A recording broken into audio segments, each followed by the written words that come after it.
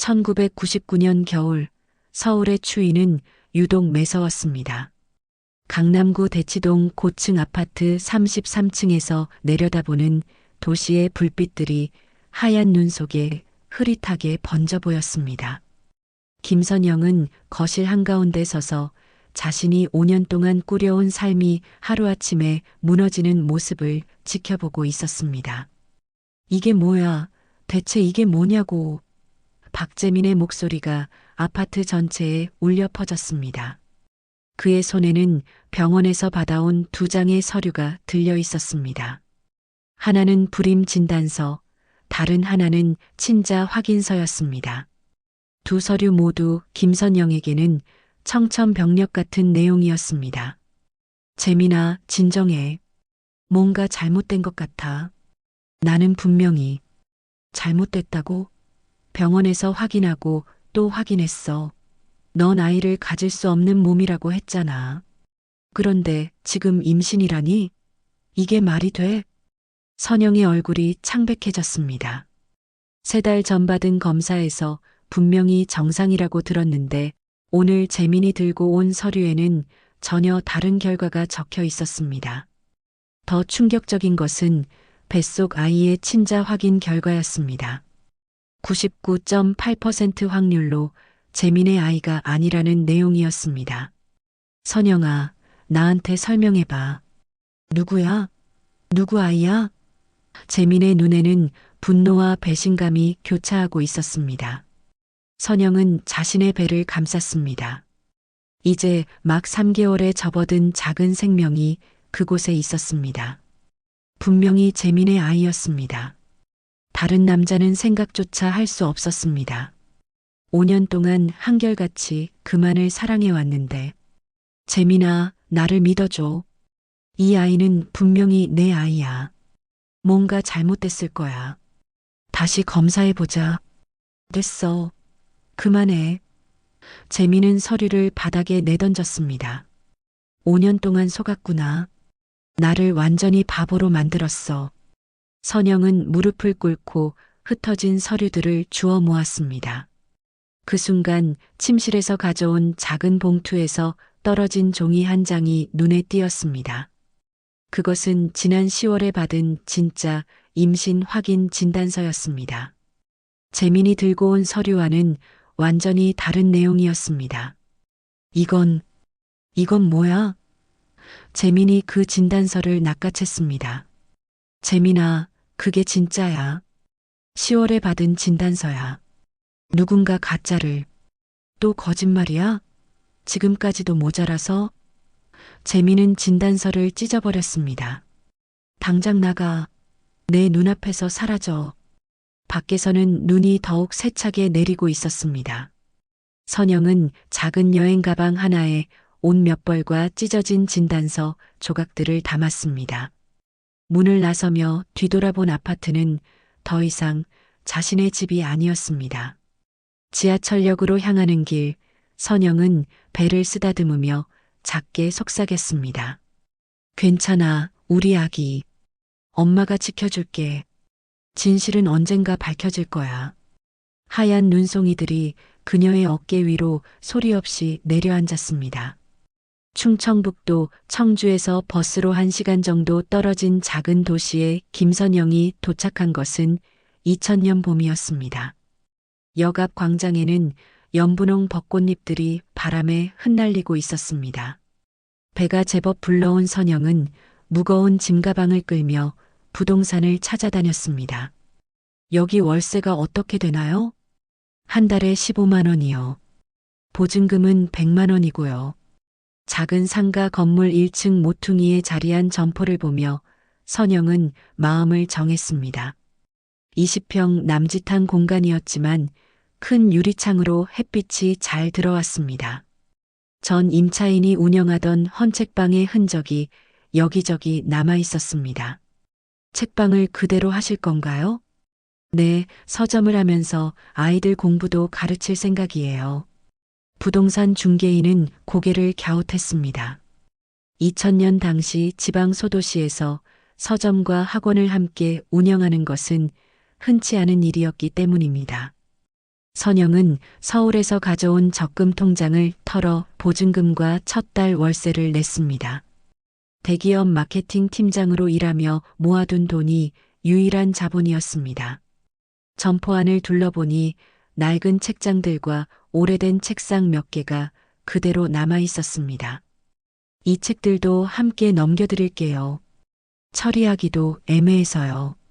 전 사장이 남기고 간 책들은 대부분 아이들 참고서와 소설책들이었습니다. 선영은 하나하나 살펴보며 아직 쓸만한 책들을 골라냈습니다. 임신 중이라 몸이 무거웠지만 혼자서 모든 것을 해내야 했습니다. 몇 달 후 선영은 햇살 서점이라는 간판을 달았습니다. 서점 한쪽 구석에는 작은 책상 2개를 놓고 아이들을 가르칠 수 있게 만들었습니다. 첫째 아들 준호를 낳고 나서도 선영의 하루는 분주했습니다. 준호에게 수유를 하고 기저귀를 갈아준 후 서점 문을 열기 전까지 간단한 청소와 진열 정리를 했습니다. 오전 8시가 되면 등교하는 아이들이 하나둘 들러 필요한 책을 사가거나 궁금한 것을 물어보곤 했습니다. 선생님, 어제 알려주신 방법으로 하니까 문제가 쉽게 풀렸어요. 그래, 다행이다. 수학은 원리만 알면 어렵지 않아. 점심시간에는 준호를 돌보며 간단히 끼니를 때웠습니다. 아기 이유식을 만들어 먹이고 자신은 컵라면이나 김밥으로 대충 배를 채웠습니다. 오후가 되면 학교를 마친 아이들이 몰려왔습니다. 둘째 아들 민호를 낳은 후에는 더욱 바빠졌습니다. 오전에는 서점 운영, 오후에는 아이들 과외, 저녁에는 두 아들 돌보기가 반복되었습니다. 선영은 민호를 요람에 재워두고 준호가 놀지 않게 작은 장난감을 주며 아이들을 가르쳤습니다. 선영 씨, 우리 애가 수학 성적이 많이 올랐어요. 고마워요. 동네 학부모들 사이에서 선영의 실력은 소문이 났습니다. 작은 도시였기 때문에 입소문은 빠르게 퍼졌습니다. 청주 같은 큰 도시와 달리 이런 소도시에서는 조금만 특별해도 금세 알려졌습니다. 엄마들이 다 선생님 얘기해요. 서울에서 오신 분이라면서요? 그냥 이 동네가 좋아서 왔어요. 선영은 자신의 과거에 대해서는 많은 얘기를 하지 않았습니다. 아이들과 학부모들은 그녀가 서울 출신이라는 것 정도만 알고 있었습니다. 가을이 되자 선영은 좀 더 체계적으로 아이들을 가르치기로 했습니다. 서점 한쪽에 칠판을 설치하고 책상을 더 늘려 작은 교실을 만들었습니다. 주로 중학생들이 수학과 영어를 배우러 왔습니다. 선생님, 저희 고등학교 가서도 계속 가르쳐 주실 거죠? 물론이야. 너희가 원하는 만큼 도와줄게. 2001년 가을, 선영은 학원 등록을 정식으로 마쳤습니다. 햇살 서점 학원이라는 이름으로 교육청에 신고를 했습니다. 교육청 담당자가 점검을 나와 시설과 교재들을 살펴보았습니다. 규모는 작지만 깔끔하게 잘 정리되어 있네요. 학생들 관리도 체계적으로 하고 계시고요. 감사합니다. 아이들이 편하게 공부할 수 있는 환경을 만들고 싶어서요. 학원 등록증을 받던 날, 선영은 뿌듯함과 동시에 책임감을 느꼈습니다. 이제 정말로 이 동네에서 새로운 삶을 시작하는 것이었습니다. 겨울이 깊어가는 어느 날, 선영은 두 아들을 데리고 동네 병원에 정기 검진을 받으러 갔습니다. 새로 부임한 보건소 의사가 아이들을 꼼꼼히 살펴보았습니다. 건강하게 잘 자라고 있네요. 그런데 준호 눈 밑에 점이 있네요. 유전적인 특징인가 봅니다. 네, 그런가 봅니다. 그리고 민호는 혈액형이 특별하네요. AB형 RH 음성이에요. 흔하지 않은 혈액형입니다. 그래요? 그럼 나중에 주의해야 할 점이 있나요? 일반적으로는 문제 없지만 만약 수혈이 필요한 상황이 되면 같은 혈액형을 찾는 게 어려울 수 있어요. 혹시라도 대비해서 가족 중에 같은 혈액형인 분이 계신지 확인해 보시는 것도 좋겠어요. 집으로 돌아가는 길에 선영은 두 아들의 손을 꼭 잡았습니다. 준호의 점과 민호의 특별한 혈액형, 이 모든 것들이 언젠가 중요한 의미를 갖게 될 거라는 예감이 들었습니다. 엄마, 우리 계속 여기서 살 거죠? 그럼 우리 준호랑 민호가 다 클 때까지 여기서 살 거야. 선영은 아이들에게 약속했습니다. 비록 힘들지만 이곳에서 새로운 삶을 시작한 것에 후회는 없었습니다. 서점과 학원을 통해 동네 사람들과 정을 나누며 살아가는 것이 행복했습니다. 영예 학원에는 더 많은 아이들이 찾아왔습니다. 소도시 특성상 좋은 학원이 많지 않았는데 선영의 실력과 정성이 알려지면서 인근 지역에서도 아이들이 오기 시작했습니다. 선생님, 저희 아이가 이번에 전교 3등을 했어요. 정말 감사해요. 축하해요. 우리 수진이가 열심히 한 결과예요. 학부모들의 감사 인사를 받을 때마다 선영은 보람을 느꼈습니다. 서울에서 대기업 팀장으로 일할 때도 성취감이 있었지만 아이들의 성장을 직접 도와주는 일은 또 다른 의미가 있었습니다. 밤늦게 두 아들이 잠든 후 선영은 책상에 앉아 하루 매출을 정리했습니다. 서점 수입과 학원비를 합쳐도 넉넉하지는 않았지만 아이들을 키우기에는 충분했습니다. 그녀는 서랍 깊숙이 숨겨둔 1999년 임신 진단서 조각들을 꺼내 보았습니다. 찢어진 종이들을 테이프로 붙여 놓았지만 여전히 상처투성이었습니다. 선영의 서점 앞으로 아이들이 몰려드는 것을 본 이웃 상인들은 신기해했습니다. 준호가 4살, 민호가 3살이 되어갈 무렵이었습니다. 두 아이는 엄마가 다른 아이들을 가르치는 동안 조용히 그림책을 보거나 장난감을 갖고 놀았습니다. 선영이 어머니, 정말 대단해. 아이 둘 키우면서 학원까지 하다니. 옆 가게 사장이 감탄하며 말했습니다. 선영은 웃으며 대답했습니다. 아이들이 착해서 가능한 일이에요. 실제로 준호는 제법 의젓해져서 동생이 울면 달래주고 수업 중에는 조용히 있을 줄도 알았습니다. 민호 역시 형을 따라 차분한 성격으로 자라고 있었습니다.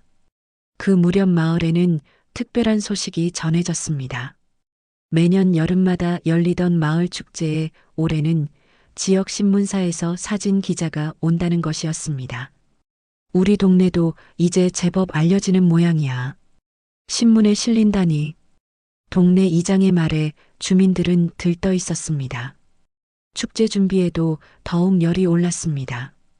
작은 소도시였지만 주민들의 자부심이 담긴 행사였습니다.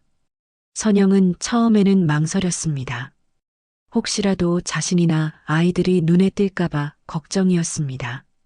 하지만 학부모들의 권유와 아이들의 기대에 찬 모습을 보며 마음을 바꾸었습니다. 선영 씨도 이번 축제에 참여하시죠. 아이들하고 함께 오시면 좋겠어요. 그럴게요. 우리 준호, 민호도 축제를 기다리고 있어요. 축제 당일 마을 중앙공원은 형형색색의 풍선과 깃발로 장식되었습니다. 작은 무대에서는 지역 국악팀이 공연을 하고 있었고 여기저기 먹거리 부스들이 늘어서 있었습니다. 선영은 준호와 민호의 손을 잡고 축제장을 둘러보았습니다. 엄마, 저기 떡볶이. 준호가 신이 나서 소리쳤습니다. 민호도 형을 따라 깔깔거렸습니다. 선영은 아이들에게 떡볶이를 사주며 벤치에 앉았습니다. 선생님, 여기 계셨네요. 학원에 다니는 중학생들이 달려왔습니다. 금세 선영 주위로 아이들과 학부모들이 모여들었습니다. 평소 조용했던 선영이 이렇게 많은 사람들과 함께 있는 모습이 신기했습니다. 우리 선생님이 제일 인기 있어. 아이들의 말에 선영은 부끄러워하며 웃었습니다. 그 순간 멀리서 카메라를 든 기자가 축제 분위기를 담고 있는 것이 보였습니다. 선영의 가슴이 두근거렸습니다. 무의식적으로 몸을 뒤로 돌리려 했지만 이미 늦었습니다. 어머, 정말 화목한 모습이네요. 다들 이리 봐주세요. 신문 기자가 카메라를 들고 다가왔습니다. 아이들과 학부모들에게 둘러싸인 선영은 피할 곳이 없었습니다. 특히 준호는 카메라가 신기한지 맨 앞으로 나와서 환하게 웃고 있었습니다. 하나, 둘, 셋. 플래시가 터졌습니다. 그 순간 선영의 뇌리에는 1999년 겨울밤이 스쳐 지나갔습니다. 박재민의 분노에 찬 얼굴과 찢어진 진단서가 떠올랐습니다. 좋은 사진 나왔을 거예요. 우리 지역 신문 일면에 실릴 만해요. 기자의 말에 주변 사람들이 박수를 쳤습니다. 선영은 억지로 미소를 지으며 고개를 끄덕였습니다. 축제가 끝나고 집으로 돌아가는 길, 선영은 계속 불안했습니다. 하지만 아이들은 너무 즐거워했고 동네 사람들도 모두 친절했습니다. 설마 이런 작은 동네 신문을 서울 사람들이 볼 리는 없겠지라고 스스로를 달랬습니다. 며칠 후 지역 신문이 나왔습니다. 일면에는 활기찬 여름 축제, 온 마을이 하나 되다라는 제목과 함께 축제 사진이 크게 실려 있었습니다. 그 중심에는 환하게 웃고 있는 준호의 모습이 있었습니다. 카메라 앵글 때문에 준호의 왼쪽 눈밑점이 더욱 선명하게 드러났습니다. 선영은 신문을 보는 순간 온몸이 얼어붙었습니다. 손이 떨려서 신문을 제대로 잡을 수도 없었습니다. 우리 준호가 신문에 나왔네. 정말 잘 나왔어. 학부모들이 하나둘 서점을 찾아와 축하 인사를 건넸습니다. 선영은 애써 태연한 척했지만 마음속으로는 큰 파도가 일고 있었습니다. 그날 오후 뜻밖의 손님이 서점을 찾았습니다. 인근 읍에서 온 할머니 한 분이었습니다. 혹시 이 아이가 여기 있는 아이 맞나요? 할머니가 신문을 펼쳐 보이며 준호를 가리켰습니다. 선영의 심장이 빨리 뛰기 시작했습니다. 네, 맞습니다. 무슨 일이시죠? 아, 그냥 이 아이가 우리 집 손자하고 너무 닮아서요. 특히 이 눈밑점이요. 우리 집 남자들한테만 있는 특징인데. 선영은 침을 꿀꺽 삼켰습니다. 할머니는 한참 준호를 바라보다가 고개를 흔들었습니다. 그런데 나이도 안 맞고 그럴 리가 없겠지요. 우리 손자는 서울에 있거든요. 죄송합니다. 할머니가 나간 후 선영은 한동안 멍하니 앉아 있었습니다. 작은 점 하나가 이런 파문을 일으킬 줄은 몰랐습니다. 저녁에 아이들을 재우고 난 후 선영은 신문을 다시 꺼내 보았습니다. 준호의 밝은 미소와 함께 선명하게 드러난 그 점을 보며 복잡한 마음이 들었습니다. 준호에게는 아무 잘못이 없는데 그 작은 특징 때문에 언젠가 큰 문제가 생길지도 모른다는 생각이 들었습니다. 그때 전화벨이 울렸습니다. 늦은 시간의 전화에 선영은 당황하며 수화기를 들었습니다. 여보세요? 혹시 김선영 씨 맞나요?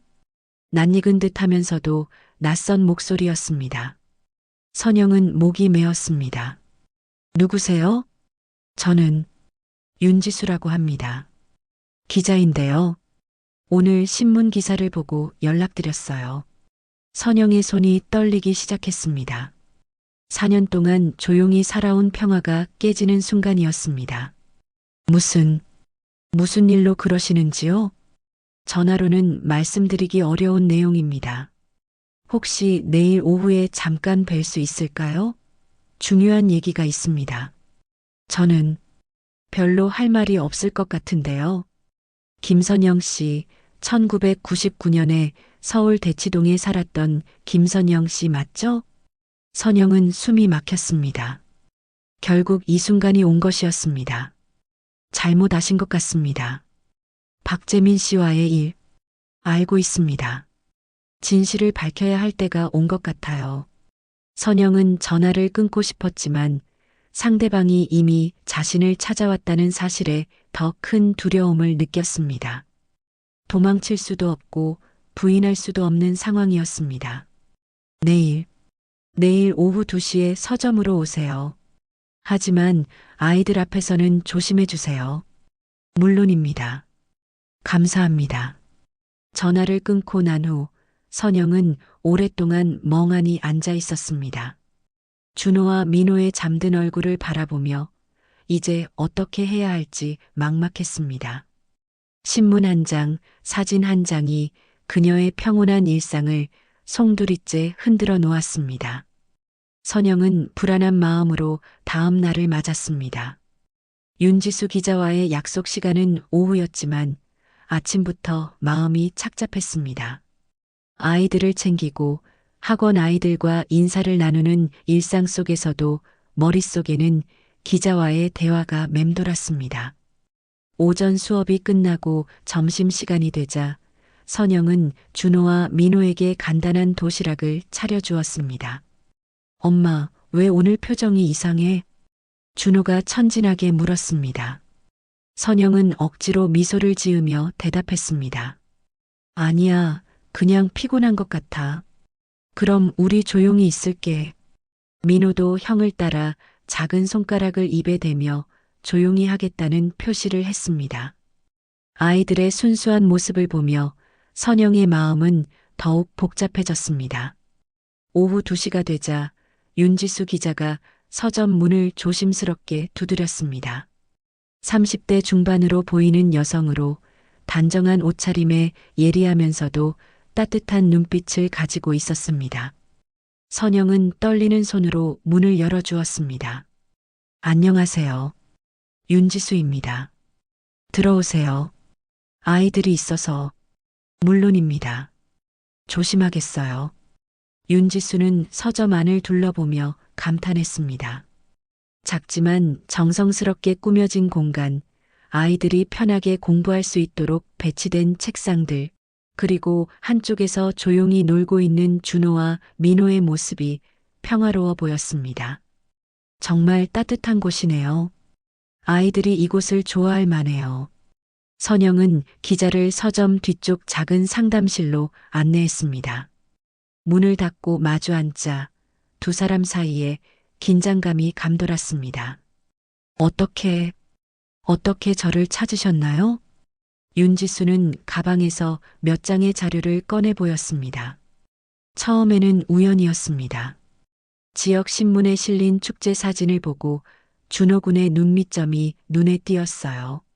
그런데 그게 박재민 씨 가문의 남자들에게만 있는 특징이라는 걸 확인하고 나서는 더 자세히 조사하게 되었습니다. 선영의 얼굴이 창백해졌습니다. 윤지수는 계속 이어갔습니다. 1999년 겨울 서울 대치동에서 갑자기 사라진 김선영 씨, 그리고 같은 시기에 박재민 씨 주변에서 일어난 의문이 친자 확인 사건. 제가 사회부 기자로 일하면서 이런 사건들을 많이 봤지만 이렇게 체계적으로 조작된 경우는 드물었어요. 조작이라니. 무슨 말씀이세요? 윤지수는 또 다른 서류를 펼쳐 보였습니다. 병원 내부 관계자를 통해 확인했습니다.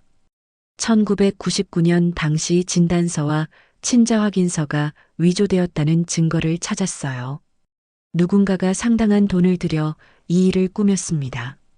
선영은 손이 떨려 찻잔을 제대로 들 수 없었습니다. 누가 그런 일을 했을까요? 아직 확실하지 않습니다. 하지만 박재민 씨 주변의 누군가였을 가능성이 높아요. 그 당시 그가 정치계 진출을 준비하고 있었다는 점, 그리고 선영 씨와의 관계가 걸림돌이 될 수 있었다는 점을 고려하면 선영은 깊은 한숨을 쉬었습니다.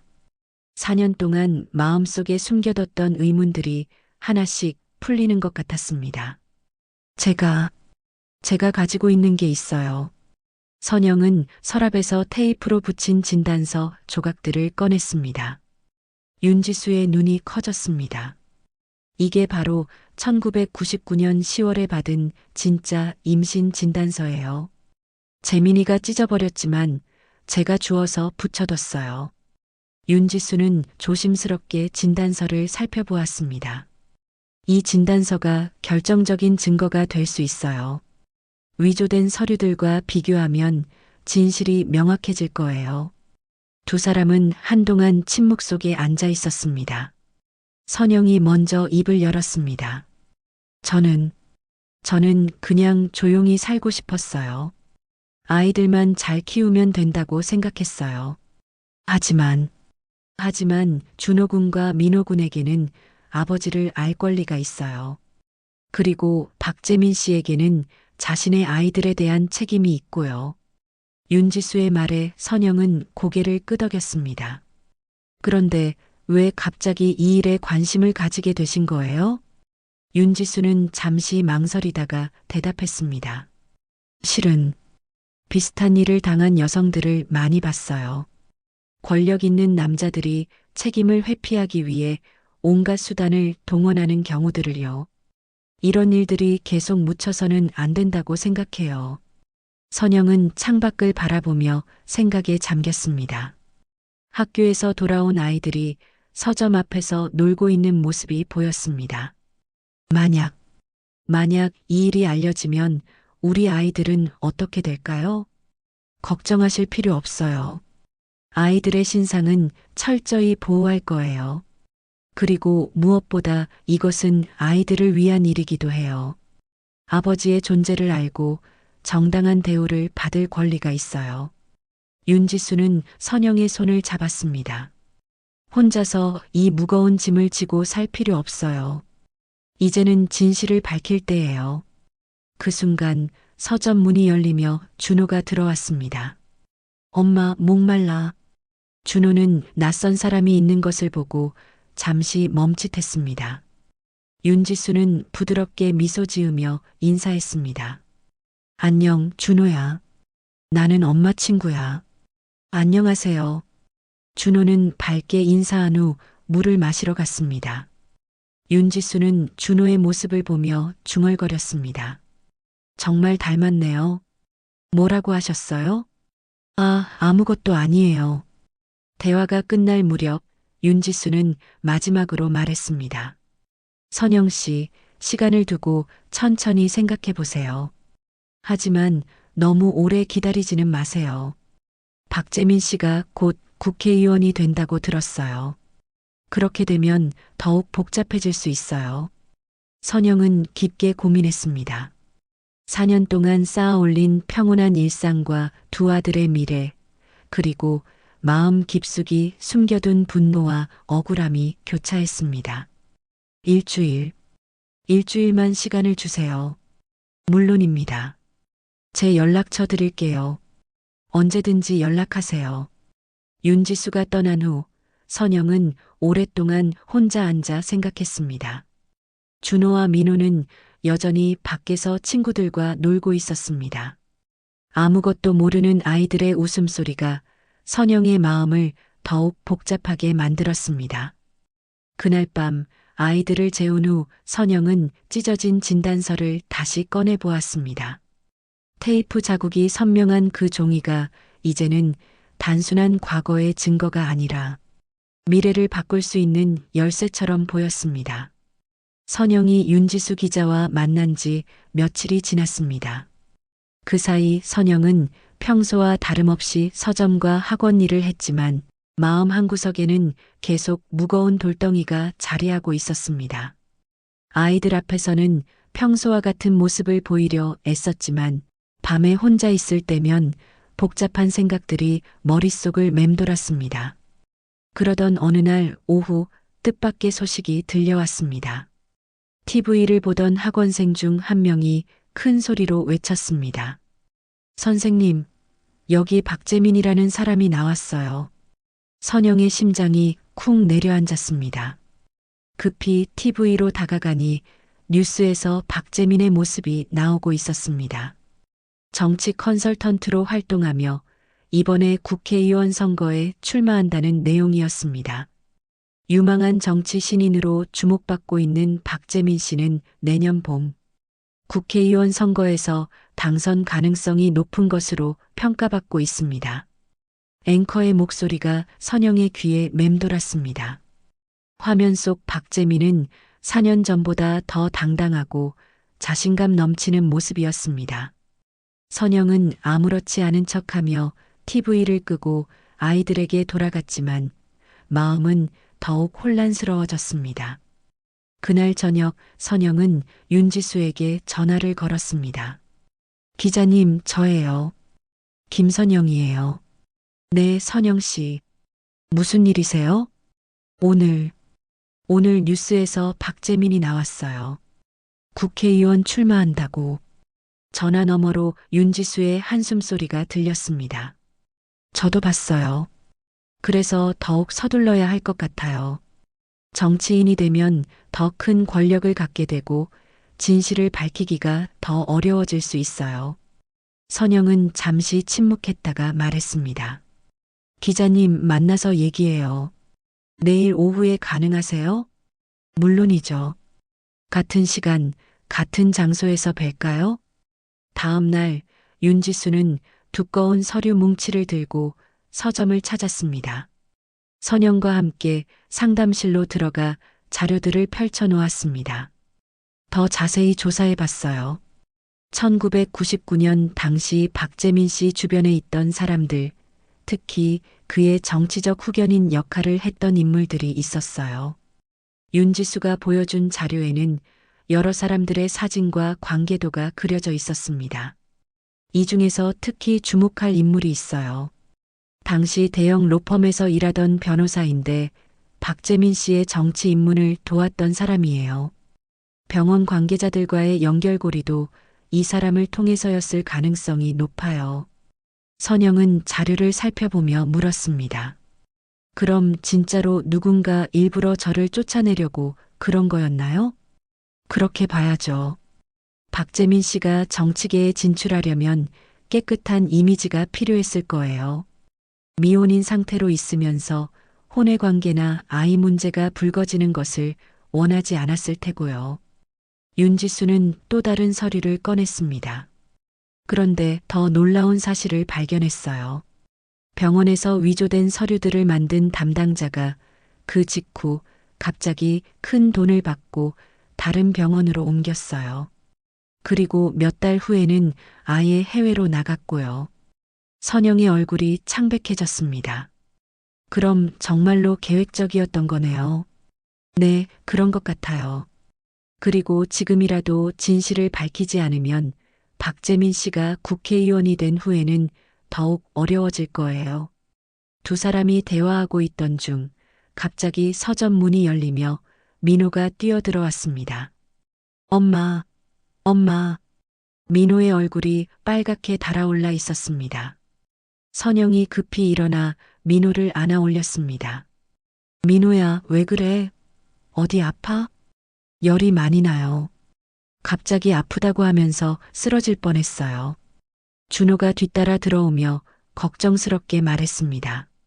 선영은 민호의 이마를 만져보니 뜨겁게 달아올라 있었습니다. 지수 씨, 죄송해요. 급히 병원에 가봐야겠어요. 당연히 그러세요. 아이가 먼저죠. 선영은 민호를 안고 급히 동네 병원으로 향했습니다. 준호도 걱정스럽게 따라왔습니다. 병원에 도착해 응급실로 들어가니 의사가 민호를 진찰했습니다. 고열에 급성 증상이 있네요. 혈액 검사를 해봐야겠어요. 몇십 분 후 의사가 심각한 표정으로 선영을 불렀습니다. 아이 상태가 좀 심각해요. 급성 면역 질환 증상이 나타나고 있어서 큰 병원으로 이송해야겠어요. 선영의 다리에 힘이 빠졌습니다. 면역 질환이요? 그게 뭐예요? 자세한 검사를 해봐야 알겠지만 수혈이 필요할 수도 있어요. 아이가 AB형 RH 음성이라고 하셨죠? 이 혈액형은 매우 드물어서 적합한 혈액을 구하기가 어려울 수 있어요. 의사의 말에 선영은 눈앞이 캄캄해졌습니다.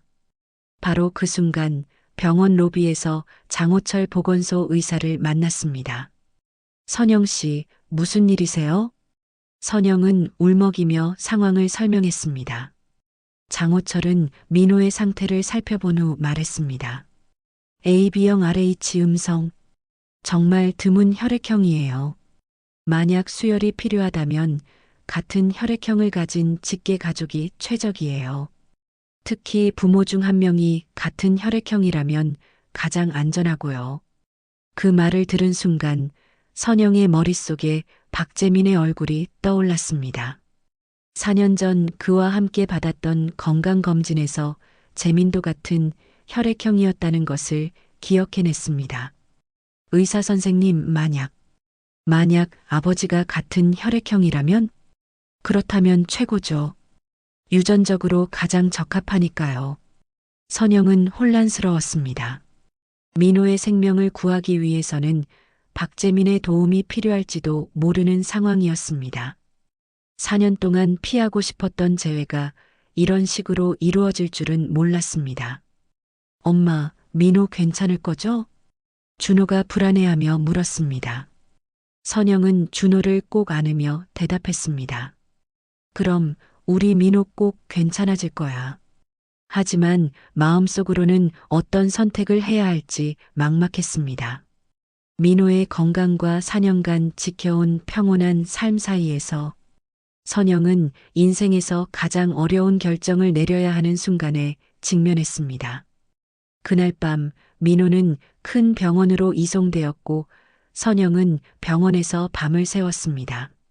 준호는 이웃에 맡기고 선영은 혼자서 민호 옆을 지켰습니다. 새벽이 되자 담당 의사가 찾아왔습니다. 수혈이 필요한 상황이에요. AB형 RH 음성 혈액을 찾고 있는데 혈액은행에 재고가 부족해서요. 혹시 가족 중에 같은 혈액형인 분이 계신가요? 선영은 깊은 한숨을 쉬었습니다. 이제 더 이상 피할 수 없는 상황이 되었습니다. 민호의 생명이 걸린 문제였습니다. 있어요. 있습니다. 아이 아버지가 같은 혈액형이에요. 그럼 연락해서 오실 수 있도록 해주세요. 시간이 중요해요. 선영은 떨리는 손으로 윤지수에게 전화를 걸었습니다. 지수 씨, 저예요. 민호 때문에 박재민에게 연락해야 할 것 같아요. 윤지수는 선영의 다급한 전화를 받고 즉시 병원으로 향했습니다. 중환자실 앞 복도에서 선영을 만났을 때 그녀의 얼굴에는 절망과 불안이 가득했습니다. 지수 씨, 어떻게 해야 할지 모르겠어요. 민호가 AB형 RH 음성인데 이 혈액형은 정말 드물다고 해요. 윤지수는 선영의 손을 잡으며 차분하게 말했습니다. 우선 진정하세요. AB형 RH 음성은 한국인 중에서 약 0.3% 정도만 가지고 있는 매우 드문 혈액형이에요. 하지만 박재민 씨가 같은 혈액형이라면 문제가 해결될 수 있어요. 의사가 다가와 상황을 설명했습니다. 민호 군의 상태가 좋지 않아요. 급성 면역 질환으로 인해 적혈구가 파괴되고 있어서 긴급히 수혈이 필요합니다. 혈액은행에서 찾고 있지만 AB형 RH 음성은 정말 구하기 어려운 혈액형이라서요. 선영은 떨리는 목소리로 물었습니다. 만약 아버지가 같은 혈액형이라면 수혈이 가능한가요? 물론입니다. 직계 가족 중에서 같은 혈액형을 가진 분이 있다면 그것이 가장 안전하고 효과적입니다. 특히 부모의 경우는 유전적으로 가장 적합해요. 윤지수가 선영을 조용한 곳으로 데려가 말했습니다. 선영 씨, 이제 선택해야 해요. 민호의 생명이 걸린 문제예요. 박재민에게 연락해야 합니다. 선영은 고민에 빠졌습니다. 4년 동안 피하고 싶었던 재회가 이런 식으로 이루어질 줄은 몰랐습니다. 하지만 그가 올까요? 자신의 아이라는 것도 인정하지 않았는데 그건 우리가 해봐야 알 수 있어요. 일단 연락부터 해보세요. 아이의 생명이 더 중요해요. 선영은 깊은 한숨을 쉬었습니다. 더 이상 미룰 수 없는 상황이었습니다. 알겠어요. 연락해보겠어요. 윤지수는 자신의 취재 과정에서 얻은 박재민의 연락처를 알려주었습니다. 선영은 떨리는 손으로 번호를 눌렀습니다. 여보세요? 4년 만에 듣는 박재민의 목소리였습니다. 선영은 목이 메어 한동안 말을 할 수 없었습니다. 누구세요? 재민아. 나야. 선영이야. 전화 너머로 긴 침묵이 흘렀습니다. 선영? 김선영? 내가 왜? 재민아, 들어줘. 급한 일이야. 우리 아이가 지금 위험해. 우리 아이? 무슨 소리야? 나는 너와 아무 상관없어. 선영의 눈에서 눈물이 흘렀습니다. 재민아, 제발. 민호가 지금 죽어가고 있어. AB형 RH 음성 혈액이 필요한데 너도 같은 혈액형이잖아. 박재민은 당황했습니다. AB형 RH 음성? 그게 뭔 상관이야? 그 아이는 내 아이가 아니라고 했잖아. 재민아, 그건 조작된 거였어. 누군가 일부러 그런 거야. 진짜 진단서는 따로 있어. 또 거짓말이야? 4년 전에도 그런 식으로. 선영이 울먹이며 소리쳤습니다. 거짓말이 아니야. 내 아이가 지금 죽어가고 있다고. 내가 아니면 다른 방법이 없어. 전화 너머로 박재민의 거친 숨소리가 들렸습니다. 어느 병원이야? 충북대학교 병원이야. 제발 와줘. 알겠어. 가볼게. 전화가 끊어진 후 선영은 주저앉았습니다. 윤지수가 그녀를 부축하며 말했습니다. 잘했어요. 이제 기다려봐요. 2시간 후 병원 로비에 박재민이 나타났습니다. 4년 전보다 더 성숙해 보였지만 눈빛에는 여전히 경계심이 가득했습니다. 정장 차림에 고급스러운 시계를 찬 모습에서 그의 달라진 지위를 느낄 수 있었습니다. 선영이 다가가자 박재민은 한 발 뒤로 물러섰습니다. 아이는 어디 있어? 중환자실에 있어. 의사 선생님이 기다리고 계셔. 박재민은 선영을 따라 중환자실로 향했습니다. 투명한 유리창 너머로 산소 마스크를 쓰고 누워있는 민호의 모습이 보였습니다. 박재민은 그 모습을 보며 잠시 멈칫했습니다. 저 아이가? 민호야. 내 아들이야. 담당 의사가 다가와 상황을 설명했습니다. 아버님이신가요? 지금 당장 수혈이 필요한 상태입니다. 혈액 검사부터 해보겠습니다. 박재민은 혈액 검사를 받았고 결과는 예상대로 AB형 RH 음성이었습니다. 완벽하게 일치합니다. 지금 바로 수혈 준비를 하겠습니다. 수혈이 진행되는 동안 박재민과 선영은 복도에서 마주 앉았습니다. 4년 만의 재회는 이상하리만치 조용했습니다. 정말 내 아이야? 선영은 가방에서 테이프로 붙인 진단서를 꺼냈습니다. 이게 1999년 10월에 받은 진짜 진단서야. 내가 찢어버린 그 진단서. 박재민은 진단서를 받아보며 놀랐습니다. 이건 그때 본 것과 달라. 누군가 가짜를 만들어서 너한테 보여준 거야. 나를 쫓아내기 위해서. 그때 윤지수가 다가왔습니다. 박재민 씨, 저는 윤지수라고 합니다. 기자예요. 박재민의 표정이 경직되었습니다. 기자? 왜 기자가 여기 있어? 이 사건을 취재하고 있어요. 1999년에 일어난 진단서 조작 사건을요. 박재민은 당황했습니다. 조작? 무슨 소리야? 윤지수는 자신이 조사한 자료들을 보여주었습니다. 당시 병원 관계자들이 돈을 받고 가짜 서류를 만들었다는 증거가 있어요. 그리고 그 배후에는 박재민 씨 주변에 누군가가 있었을 가능성이 높고요. 박재민은 자료들을 보며 점점 얼굴이 하얘졌습니다. 이게 사실이야? 네.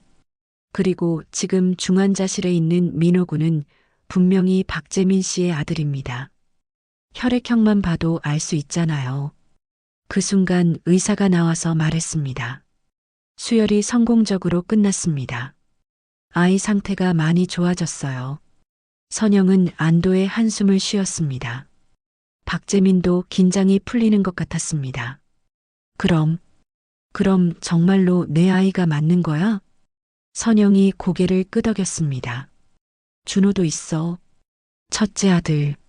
내 눈밑점을 그대로 닮았어. 박재민은 복잡한 표정을 지었습니다. 4년 동안 자신이 믿어온 모든 것이 거짓이었다는 사실을 받아들이기 어려웠습니다. 내가 얼마나 큰 실수를 한 거야? 선영은 조용히 대답했습니다. 이제라도 진실을 알게 된 걸로 충분해. 하지만 박재민의 마음은 여전히 복잡했습니다. 곧 있을 국회의원 선거, 자신의 정치적 미래, 그리고 이 모든 진실이 세상에 알려졌을 때의 파장을 생각하니 두려웠습니다.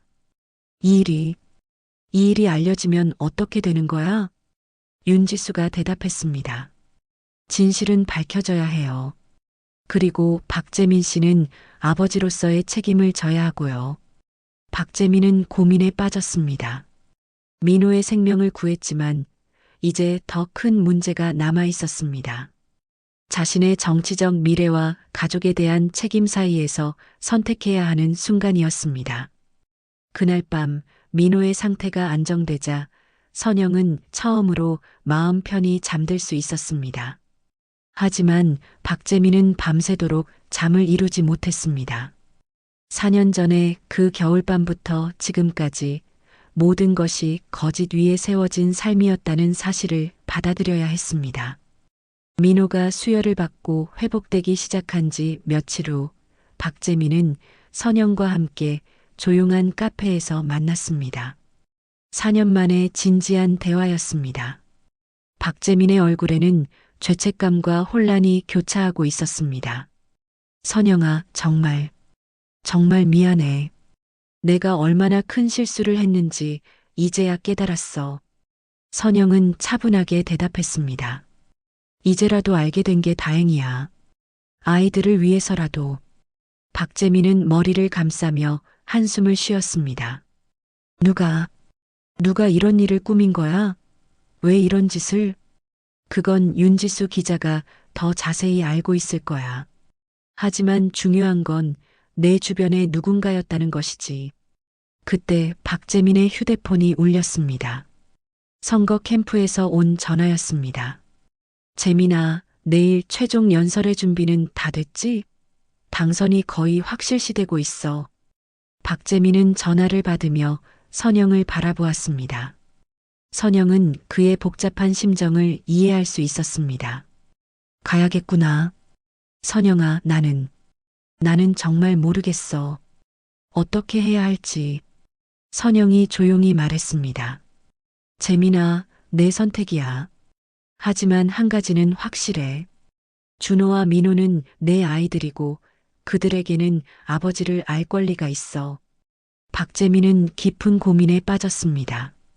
곧 있을 국회의원 당선과 아버지로서의 책임 사이에서 갈등하고 있었습니다.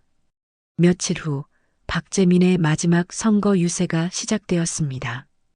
대형 무대에서 그는 자신만만하게 연설하고 있었습니다.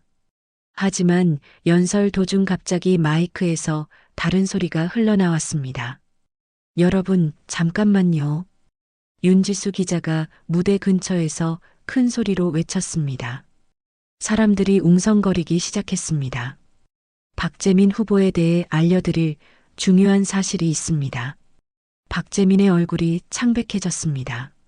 선거 운동원들이 윤지수를 막으려 했지만 그녀는 이미 준비한 서류들을 들고 있었습니다. 1999년 박재민 후보는 조작된 친자 확인서를 믿고 임신한 여성을 내쫓았습니다. 군중들이 술렁거렸습니다. 박재민은 당황한 채로 서 있었습니다.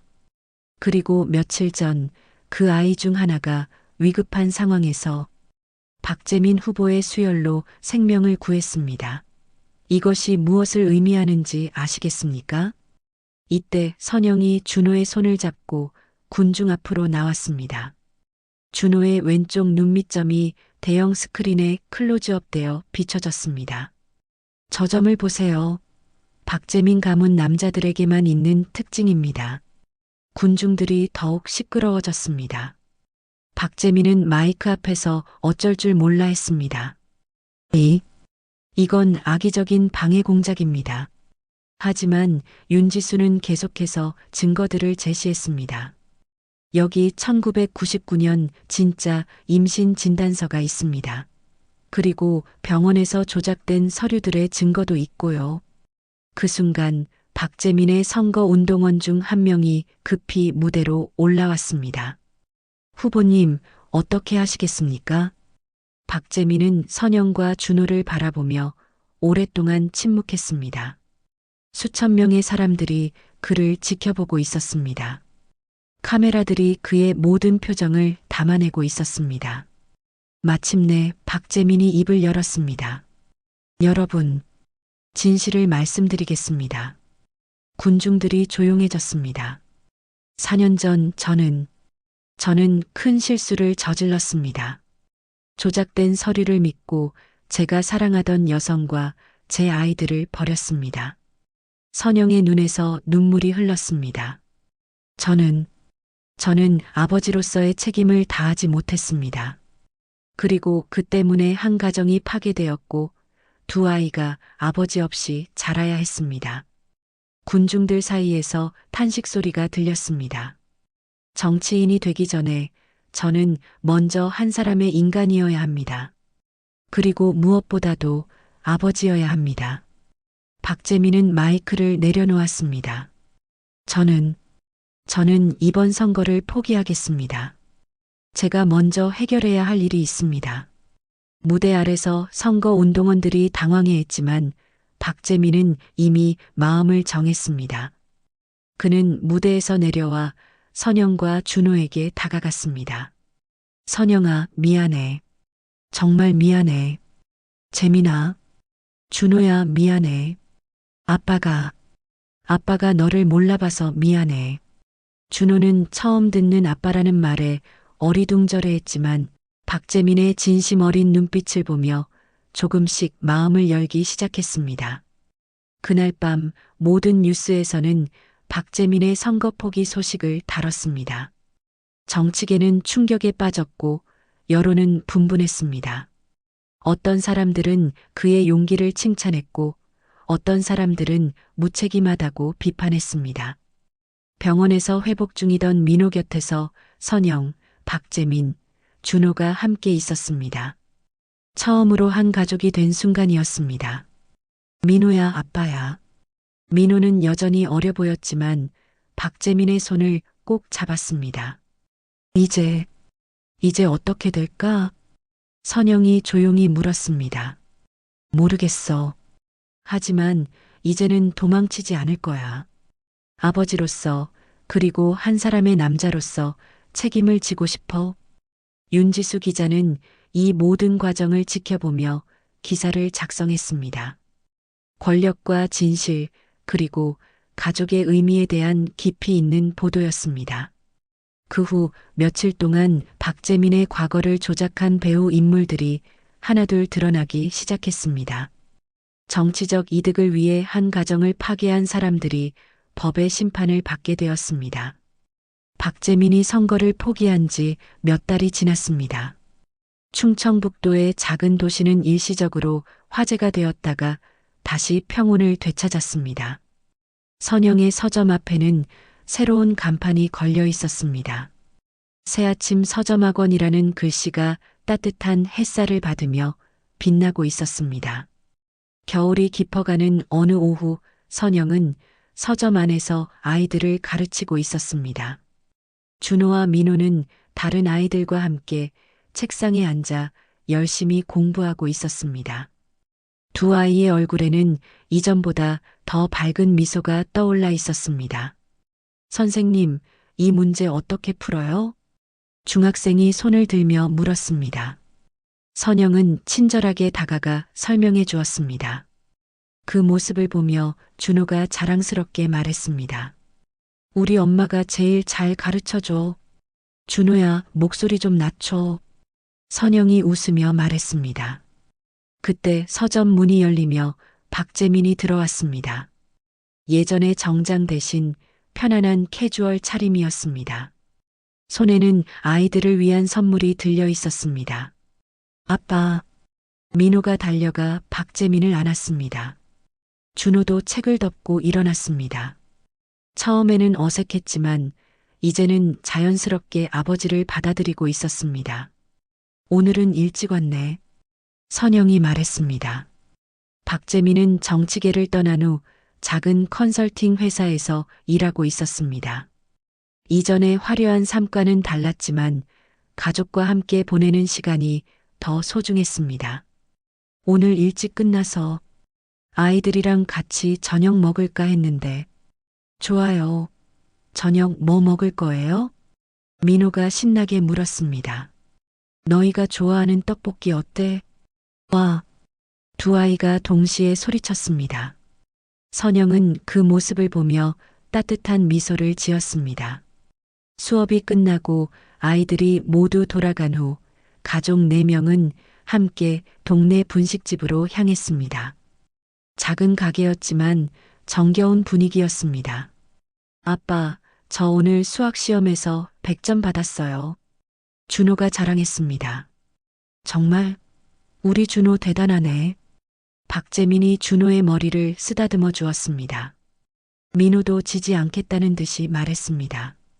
저도 그림 그리기에서 1등 했어요. 민호도 잘했네. 아빠가 정말 자랑스러워. 가족들이 함께 떡볶이를 먹으며 담소를 나누는 모습은 평범하지만 행복해 보였습니다. 4년 전 그 추운 겨울밤과는 너무나 대조적인 장면이었습니다. 집으로 돌아가는 길, 박재민이 선영에게 조용히 말했습니다. 선영아, 정말 고마워.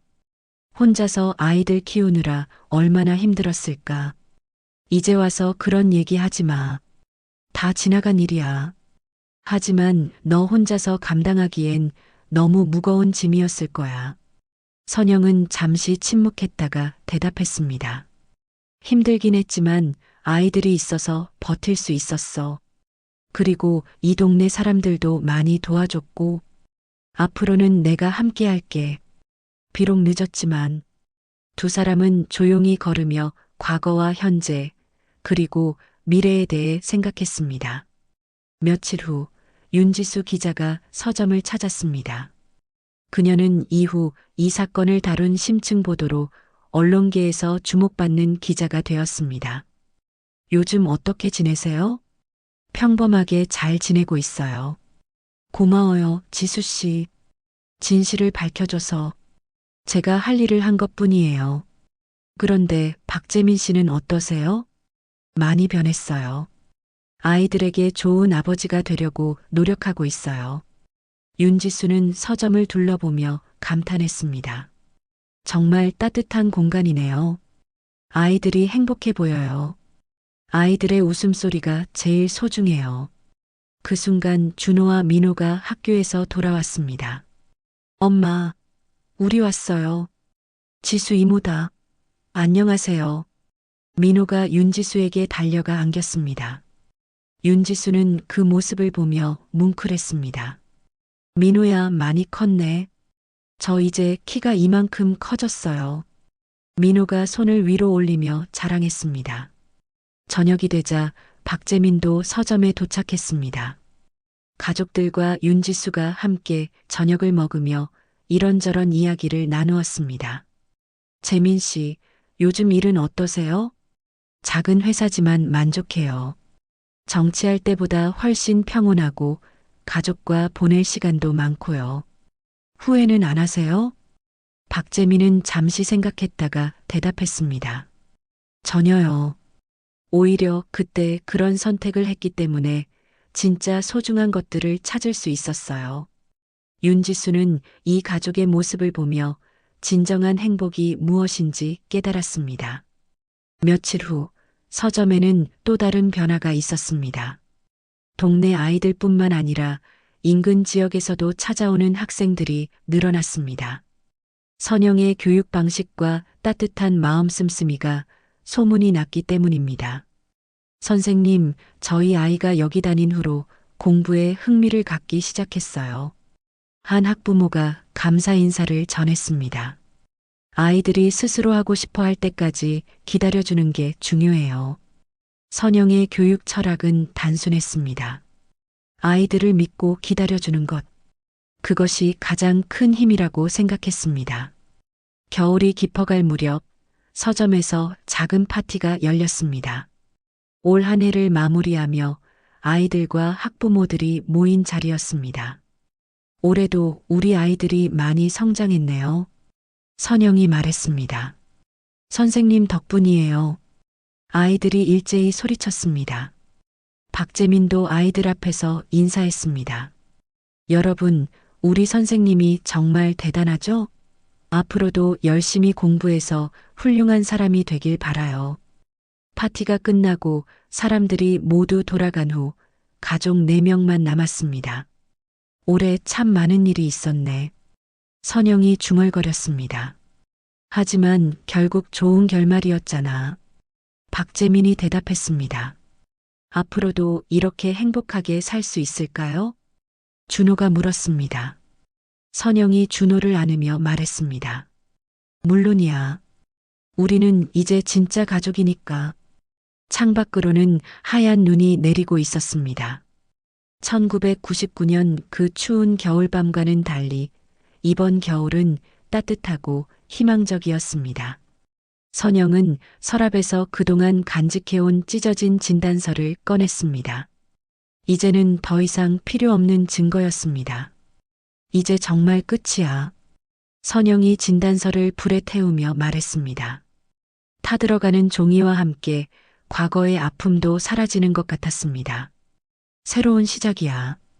박재민이 선영의 손을 잡았습니다. 그들의 이야기는 이제 진짜 시작이었습니다. 진실이 밝혀지고 정의가 실현되었으며 가족이 재결합된 따뜻한 결말이었습니다. 서점 간판에 적힌 새아침이라는 글자처럼 이들에게는 정말로 새로운 아침이 밝아오고 있었습니다. 벚꽃이 만개한 충청북도의 작은 도시에는 따뜻한 햇살이 내리쬐고 있었습니다. 새아침 서점학원은 이제 지역에서 가장 유명한 교육기관이 되었습니다. 선영의 정성 어린 가르침을 받은 아이들이 하나둘 좋은 대학에 진학하면서 더욱 많은 학생들이 찾아오게 되었습니다. 서점 앞 작은 화단에는 선영이 직접 심은 꽃들이 예쁘게 피어 있었습니다. 준호는 이제 12살이 되어 의젓한 중학생이 되었고 민호는 11살로 형을 따라다니며 밝게 자라고 있었습니다. 엄마, 아빠 언제 와? 민호가 창밖을 내다보며 물었습니다. 곧 올 거야. 오늘은 특별한 날이니까. 선영이 웃으며 대답했습니다. 오늘은 서점이 새로 단장을 마치고 재개업하는 날이었습니다. 지역 주민들과 학생들, 학부모들이 모두 축하하러 오기로 되어 있었습니다. 박재민은 이제 작은 사회복지단체에서 일하고 있었습니다. 정치적 꿈은 포기했지만 진정으로 사람들을 도울 수 있는 일을 하며 보람을 느끼고 있었습니다. 특히 어려운 상황에 처한 아이들을 돕는 일에 헌신하며 과거의 잘못을 속죄하고 있었습니다. 재민 씨, 정말 많이 변했네. 윤지수 기자가 박재민을 보며 말했습니다. 그녀도 오늘 축하 행사에 참석하기 위해 왔습니다. 지수 씨 덕분이죠. 그때 진실을 밝혀주지 않았다면 지금의 행복은 없었을 거예요. 박재민이 진심으로 감사 인사를 전했습니다. 저는 기자로서 당연한 일을 했을 뿐이에요. 진실은 언젠가는 드러나게 마련이거든요. 개업식이 시작되자 많은 사람들이 모여들었습니다. 동네 이장, 학부모들, 그리고 선영의 제자들이 모두 참석했습니다. 우리 김선영 선생님은 정말 대단한 분이에요. 한 학부모가 큰 소리로 말했습니다. 맞아요. 우리 아이가 여기 다닌 후로 공부도 잘하게 되었고 인성도 좋아졌어요. 다른 학부모도 동조했습니다. 선영이 앞으로 나와 인사말을 했습니다. 여러분, 정말 감사합니다. 저 혼자서는 할 수 없는 일이었는데 여러분의 사랑과 관심 덕분에 여기까지 올 수 있었습니다. 박수 소리가 울려 퍼졌습니다. 앞으로도 우리 아이들이 건강하고 바르게 자랄 수 있도록 최선을 다하겠습니다. 아이들의 꿈이 이루어질 수 있는 따뜻한 공간이 되도록 노력하겠습니다. 준호와 민호도 무대에 올라 인사했습니다. 안녕하세요. 저는 김준호입니다. 우리 엄마가 최고예요. 저는 김민호예요. 아빠도 최고고 엄마도 최고예요. 아이들의 순수한 말에 모든 사람들이 웃음을 터뜨렸습니다. 행사가 끝난 후 가족들은 조용한 공원에서 산책을 했습니다. 석양이 지는 하늘이 아름다웠습니다. 선영아, 정말 고마워. 나 같은 사람을 용서해줘서. 박재민이 진심 어린 목소리로 말했습니다. 이제 그런 얘기 하지 마. 우리는 이제 진짜 가족이야. 선영이 그의 손을 잡았습니다. 아빠, 엄마, 저희 정말 행복해요. 준호가 두 사람의 손을 잡으며 말했습니다. 저도요. 우리 가족 최고. 민호도 뛰어오며 가족들을 안았습니다. 공원 벤치에 앉아 가족 사진을 찍는 한 가족의 모습이 정말 행복해 보였습니다.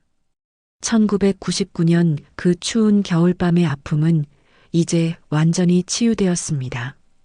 윤지수는 멀리서 그 모습을 지켜보며 미소 지었습니다. 진실을 밝혀내는 것이 얼마나 중요한지, 그리고 그것이 얼마나 많은 사람들에게 행복을 가져다 줄 수 있는지 새삼 깨달았습니다. 그날 밤 선영은 일기를 썼습니다. 오늘로써 정말 모든 것이 새롭게 시작되었다. 힘들었던 지난 9년이 있었기에 지금의 행복이 더욱 소중하게 느껴진다. 아이들이 건강하게 자라고 재민이가 진심으로 아버지 역할을 하려고 노력하는 모습을 보니 마음이 따뜻해진다. 무엇보다 진실이 밝혀져서 정말 다행이다. 창밖으로는 별이 총총히 빛나고 있었습니다. 선영은 그 별들을 바라보며 미래에 대한 희망을 품었습니다. 어떤 변화보다도 소중한 것은 사람과 사람 사이의 진실된 관계였습니다. 권력이나 명예보다 가족의 사랑이 더 중요하다는 것을 이들은 깨달았습니다. 진실은 아무리 숨기려 해도 결국 드러나게 마련이고 정의는 늦을지라도 반드시 실현된다는 것을.